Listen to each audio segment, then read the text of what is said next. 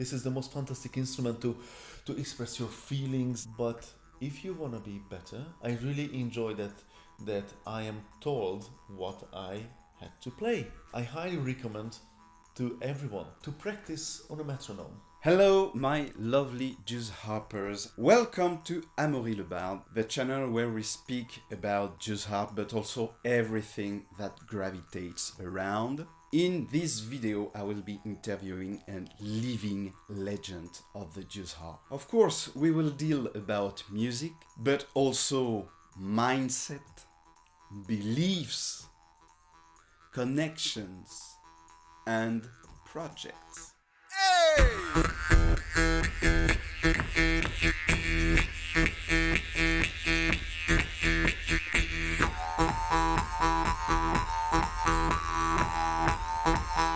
So, thank you, Aaron, to be here with me. That's great. I will try to resume your life with the jazz harp just here. You are one of the most influential jazz harp player of our current times. You play solo. You play also with your band Zord. You are the organizer of the Jazz Harp Festival Global Vibes in Kecskemét, Hungary. You are also the curator of the Letkowski Traditional Instrument Museum, also in Kecskemét. You are a member of the board of the International Jazz Harp Society. I've said you are a world-class jazz harp player, but also a jazz harp educator or music educator, most widely. A husband and a father of 2 children. So, my first question, how do you manage to be all of these errands, to lead all these lives in one? Hi everyone. First of all, it's great to meet you. It's a big pleasure for me to come here to France, and I feel honored that you traveled so long to make this interview. My pleasure. So thank you very much.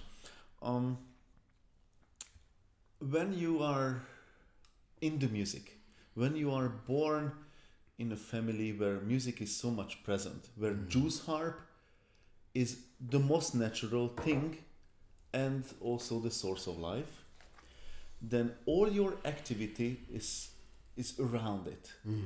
And what you listed, these are not different things, but it's like body parts, and they are all connected. I don't have to sacrifice my time between 2 things, because these things either it is directing a musical instrument museum or playing in a band that is dedicated to promote traditional music or playing traditional instruments or working with kids or making jazz harps. These things go for the same aim. They all have the same root and the same body, and that's why for me it's very natural to do all these kind of activities, because it's basically the same activity on many different fields, but it's the same activity. Okay. You speak about the fact that everything actually gravitates around an aim. What's this aim? Your aim? Okay, I think jazz harp is the most beautiful instrument. But probably those people who watch this video think the same, that it is one of the most beautiful instruments. And this instrument is capable to open up people's heart, to open up people's mind, to open up a window to a wonderful world. And my aim with all these activities is not only to strengthen the bonds to this instrument, but rather to popularize it, to show this instrument, that to show the Jews harp to people as a window to the world of music, as a window to connect each other, as a tool to connect your deep instinctive musical roots. That it's a gate opener. The Joe harp is a gate opener, and it's a fantastic feeling when you play this instrument, or you show this instrument, or you show music of Doromb or of Joe harp to people who have never heard it, and they go like, oh my God, what was that? Tell me more about this. What was this thing? And it's a great mission to open up people's mind and heart, to open up kids' heart, because this instrument can bring complete strangers close to each other, even if they don't speak each other's language. They have something in common. They vibrate together. If you don't play music at all, nothing, but I teach you in a couple of minutes just to make one sound, I can make music. And that was the first step into a completely different world. So connecting people and opening up people's heart is a kind of goal that can never be fully reached, but it's always great to go that direction. Thank you very much about that. And about the fact that your goal is to open people of the knowledge of the Jews harp, or play for them and make them play. As I am also a teacher, I noticed a few stuffs, and one of them is the uniqueness of one's playing. I mean, they play something, and it's kind of, sometimes it's, I cannot reproduce it perfectly, because I don't know why, actually. There's no because or anything. Did you notice that for either beginners, intermediate level Jews harpers, and also advanced and professional Jews harpers, the fact that everybody is deeply unique? Absolutely. This is the most human musical instrument. Why? Because one part of the instrument is your body, and the other part of the instrument is the piece of steel. And in the moment when you contact these two things, the musical instrument is born. As you detach, there's no musical instrument. It's just a piece of steel, because it doesn't really make sound. So as soon as you connect it to your body, it becomes a musical instrument. And if you have this instrument in your hand and you throw a stone or a cat jumps on it, it doesn't really make sound. So it's very human. And if one part of this instrument is very unique, because everybody is unique, everybody is different, everybody has different mouth cavity, you have different abilities in your mouth. That's why the overtones are different. The little changes in the overtones are different. And if I give workshops, the first thing I tell to my students, that this is the instrument of freedom. Don't necessarily follow what I show you. These are directions, these are ideas, this is inspiration. Okay, we are going to practice some techniques that you are good at it, so that your skills are better, but the sound is yours. and make your own sound because you are unique. You can play melodies, traditional melodies. You can play melodies precisely if you practice enough, but it won't be exactly the same because you are different. And that's why it's so human, so human, because there are slight changes. Always there are slight changes in the sound and in the overtones for everybody. You, I understand there that you speak about this uniqueness as a morphological way. You talked just before about the way for the Jews harp to open hearts, and I get that would be also a kind of uniqueness. The way people react to the music, and maybe also the fact that Jews harp is an ancestral instrument, but also very new to the musical modern landscape now. And is this also a way of freedom, according to you? Yes and no. When I okay, it's very easy to improvise on the Joe harp. Very easy to express your feelings, and that's why it's a very popular instrument. That's why it's a fantastic gate opener, because it's very intuitive. The learning curve is very steep. You can very quickly get to a point when it's enjoyable for you, when it's enjoyable for your friends around you. Then the next step is, if you want to play the same thing twice, if you want to play a melody, if you have something in your mind that you want to play, and with beginners, I rather go for the freedom. I rather go for that. Yes, express yourself. This is the most fantastic instrument to express your feelings, your in-depth emotions. It can cure you.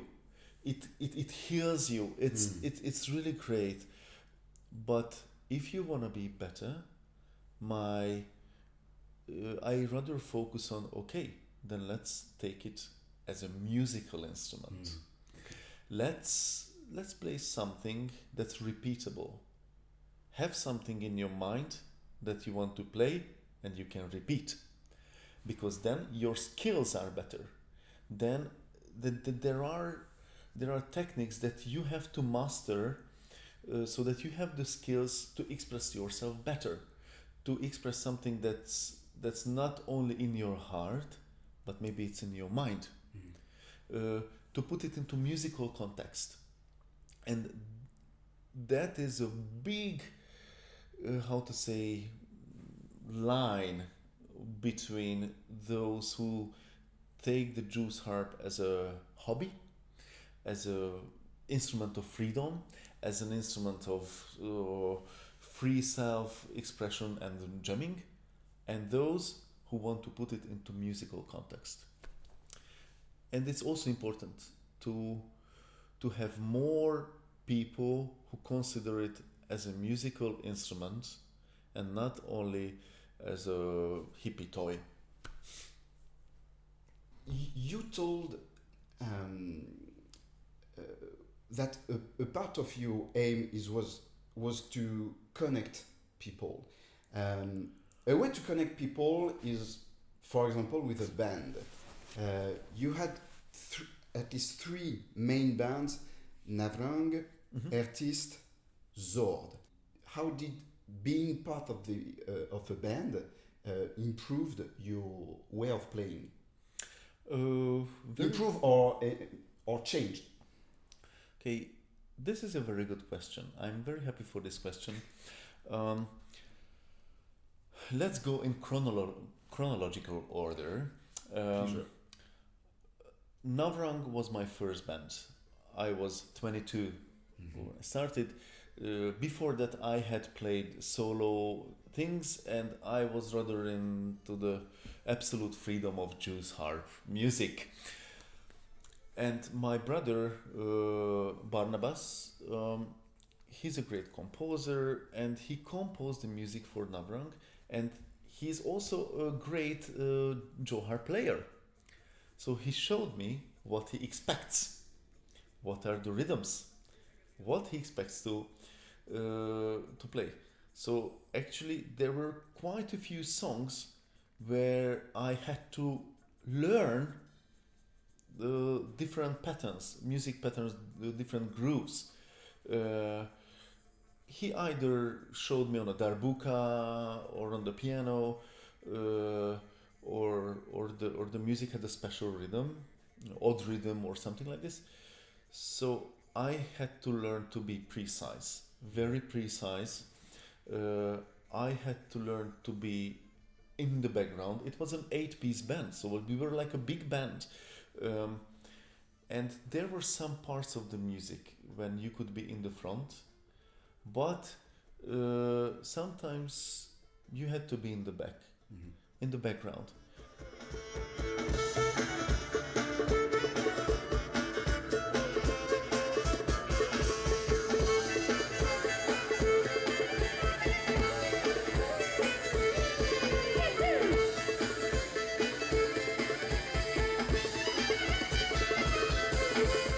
Juice harp had a different role in that music, and I really enjoyed it. I really enjoyed that I am told what I had to play, and I highly recommend to everyone to practice on a metronome, Okay. to play some music on a groove, just to start a drum groove on. You find something on YouTube and click on it. I don't know, 122 BPM drum, and it's great to practice. And you will recognize, oh, actually I develop my playing styles, but I'm precise. I'm concentrated. The songs had structures. It was not. We made the songs, and we still make the songs. They are structured. They are not improvised. We compose these songs, and keep in mind that I had to be tight. I had to play what I have to play, and remember the structure of the song. And it's a great feeling. It's a great feeling, especially if you're coming from the freedom of music into something that's a little bit compressed.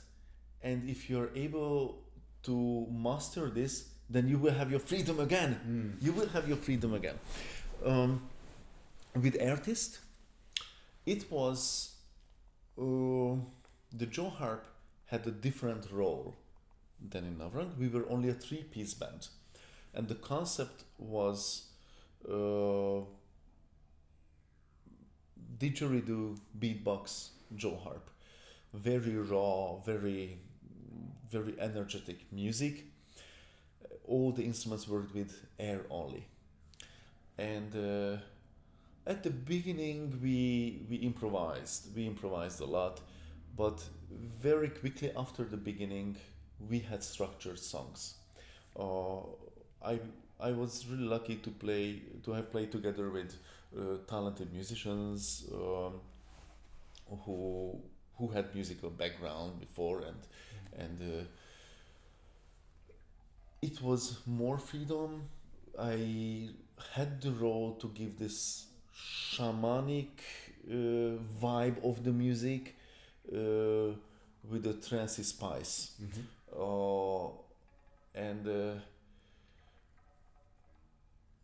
I really enjoyed that we had structures of the songs, that our music was not flowing freely. With a bit of freedom, we knew which parts of the songs were freer, were a bit more flexible. And another very important and very good thing that playing in a band can teach you to listen to the others. that when you are a Johar player, you are in your inner world.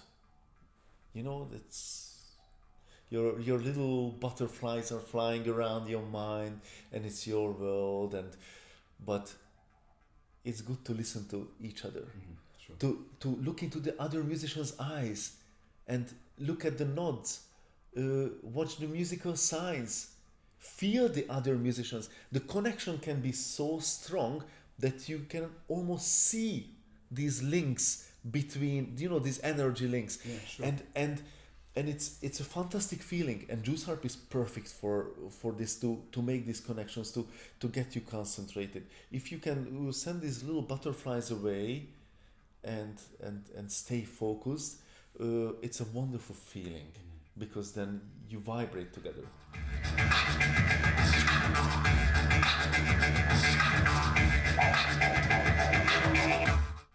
And with Zord, then it's very energetic, very powerful. The three of us have long musical experience. We have known each other for 15 years, and we play structured songs, and it's very good that the music is somewhere traditionally rooted, that the roots of our music is somewhere in the Hungarian traditions, like deeply inside, and taking these energies, these melody snippets, the lyrics from Hungarian traditions, and it gives you stability. It gives you something that, yes, it's part of me. It's part of my grandfather's grandgrandfather's generation, but it is my world. And as a Juice Harp player, it's a fantastic feeling. It's a fantastic feeling. I have my freedom, but we always know what we are doing.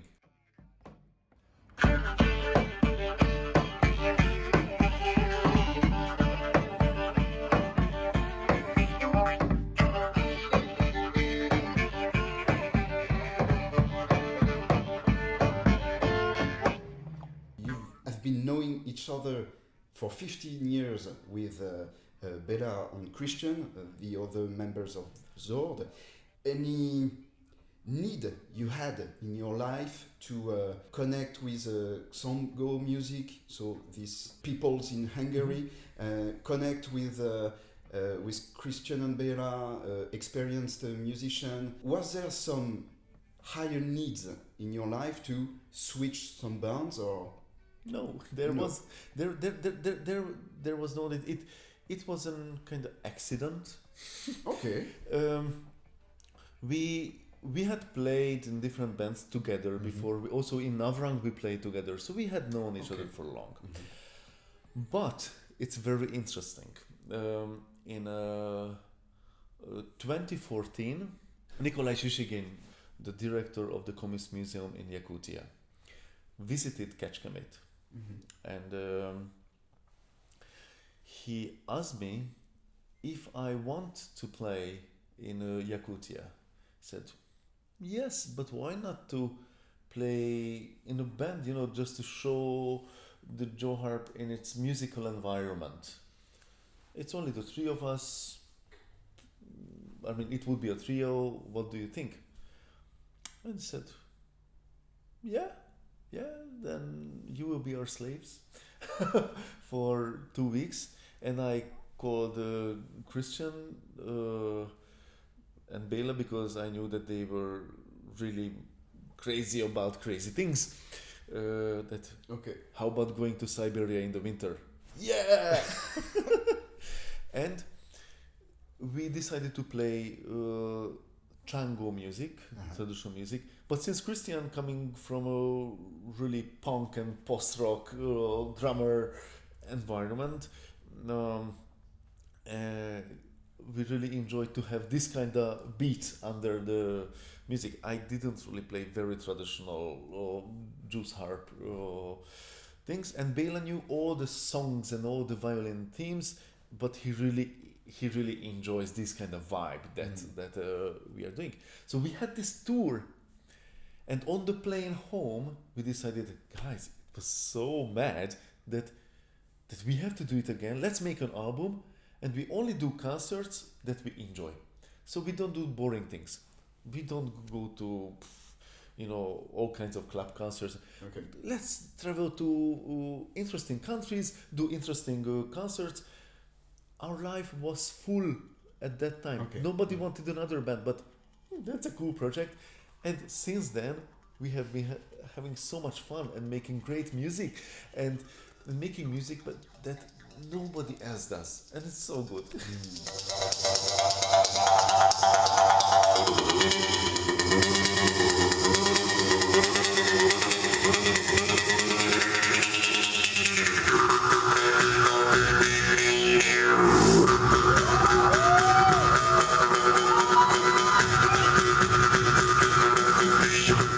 You told about crossing the line. Crossing the line to say to yourself, it's an instrument. That's a real instrument. That's a main instrument.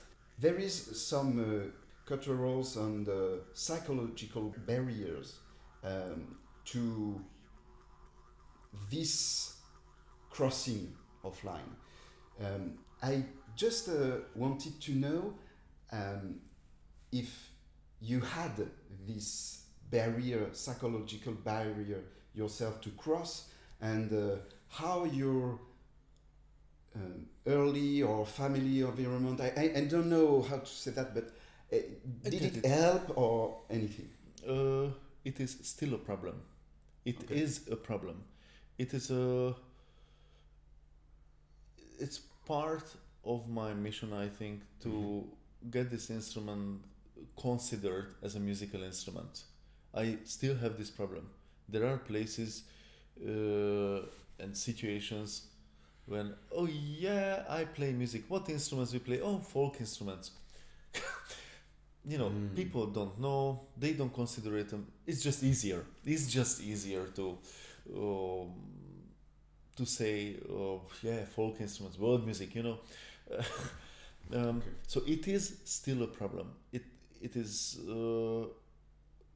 since childhood. It's a situation. When your father is a Jews harp maker, and when I was at school, first year, first class. Okay, what does your parent do? My one is a doctor. My dad is a doctor, and my mom is a lawyer. Okay, what's your dad? My dad is an engineer. My mom is a clothes designer or sewer. What's your dad? My dad is a Joe harp maker. Okay, but what does he do for a living? Joe harp maker. But what is his job? A Joe harp maker. But it doesn't come through. So all my childhood was like that I had to explain. It was weird. It's still like that. We are talking to Joe harp players now. The people who are watching are probably interested in the Joe harp, but their friends don't know probably what the Joe harp is. It's a very small thing, but I want to expand this thing. And that's why I'm very happy when there are videos like this that I can talk about the wonderfulness of the Joe harp. Then I try to inspire people to pick up this instrument, and I think there is a revolution now, or a renaissance of this instrument, because more and more people pick it up. The more and more people start to be friends with it, but for the majority of the society, it means nothing. I'm telling you, it means nothing. For the majority of the musicians, it is not a musical instrument. For a violin player from the academy,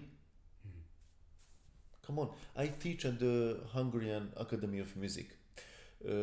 Every Monday I have class with students from Singapore, from the States, so from all over the world. I have a class with them, and they are highly qualified professional musicians, academy level. And it's so great to see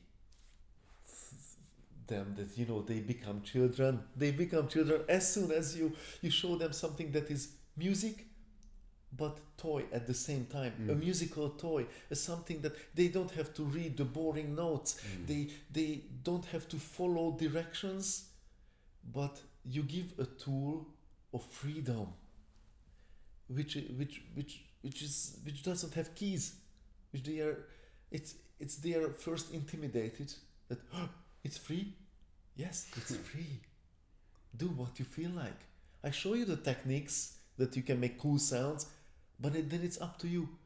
And this is a mission to make to make non-musicians consider this instrument as a musical instrument. uh, and but very, very long way to go, very long way to go, it's still a long way to go. But we are several in this mission. Yes, So we are. Yes, it's still a tiny group, yeah. a very tiny group with some enthusiast people, but needs to be expanded. And about expanding here at the Academy of at the Academy of Music, did you manage to kind of turn on some highly qualified musician into the Jews harp so that they speak about it in their own spheres? The main concept of this workshop is that these people, when they go back home to different parts of the world, they are going to teach music to kids. So that's why I'm showing them the Jew harp, that this is a great instrument to open kids' mind. So this is a gateway to music for kids that are so much musicless. Come on, oh no, we don't want to sing. We don't want. Look at it. Just check this sound. That's so cool. I want to try it. So I teach them how to teach, how to bring kids closer to the world of music and the world of musical instruments with the help of the Joe harp.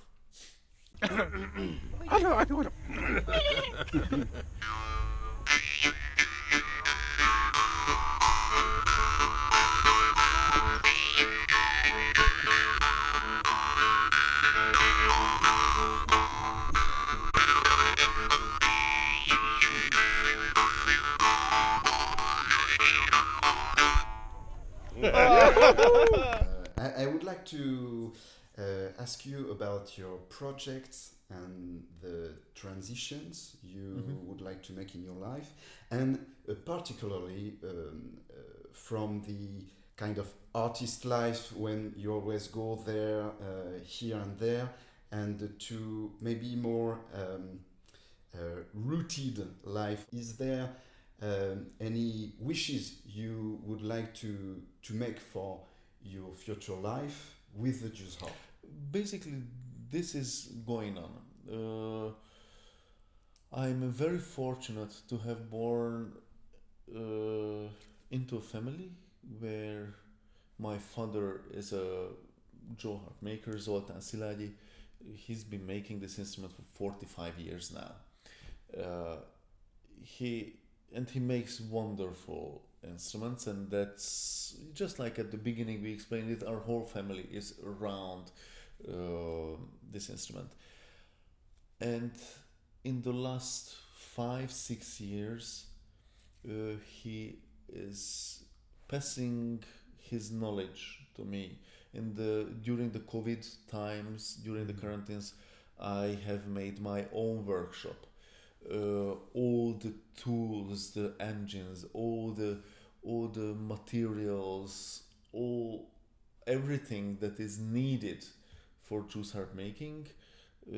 I have invested my time, my energy, my money into this, and the knowledge is also passed. So we have been working together very closely in the last 5-6 years, and this transition is coming to an end very soon. But it's a slow and smooth transition. And yes, I make Joe harp, new types, old types that my father made, and very soon the transition will be finished, and I think it will be like very smooth Okay. and very gentle, but definitely I'll have to sacrifice some activities of mine. I have to reduce and focus my jaw harp making activity. Okay. Yes, so this is my personal transition as well. Okay. That a bit less travels, probably a bit less focus on things that are not so important in my life, and focus on jaw harp making. It needs a lot of time and dedication. Okay. Last question. What thing are less important in your life? There are some things that I can say no to. Musically speaking? It is difficult to answer this question musically speaking, because everything I do has connection to music. Yeah. It's either running a record label, it's Okay. either organizing an event, Mhm. it's either to helping someone to open an exhibition with a band and that I should book there, and everything is Okay. around this. Mm. And there are some activities that can be much less. So I should say more of a no to requests. Yeah. And one more thing, if I can, maybe I don't know who is going to watch this. I hope quite a few people, and I really hope that young Gembar players, Doron players, Jussar players are going to watch this. I'm very much looking forward to meet unique players, to meet extravagant players, to meet players that are musically concentrated, focused, and they have musical ideas, to meet people who want to play in a band and create something special, something unique.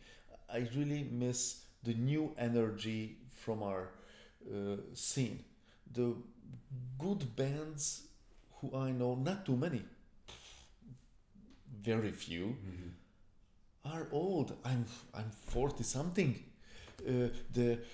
My friends are 40, 50 years old, and I want to see like 18-year-old kids having the fire inside, have some very creative idea, putting into interesting musical concept or into pop music concept or whatever that I see that that's something really cool, because it's originally it would be not your and my job to change the world of this and to make the fire. It's good if we can ignite Sure. this, but I really hope that these videos will help to inspire young kids from secondary school, from high school, to go and rock big stages with the Juice Harp.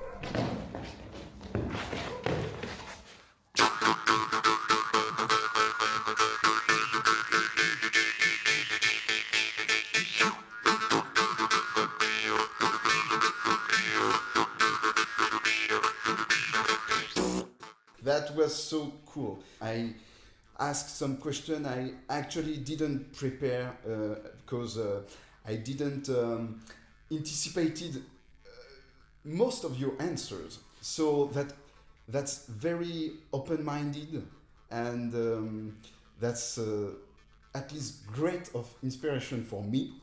So thank you very much, Aaron. Thank you. What can we tell you now to cross the line and be a real musician, maybe website or anything. Yes, a very important thing to get more inspired. To subscribe to Amore's channel, subscribe to my channel, and on both channels there are great tutorials, a lot of information, and rocking music.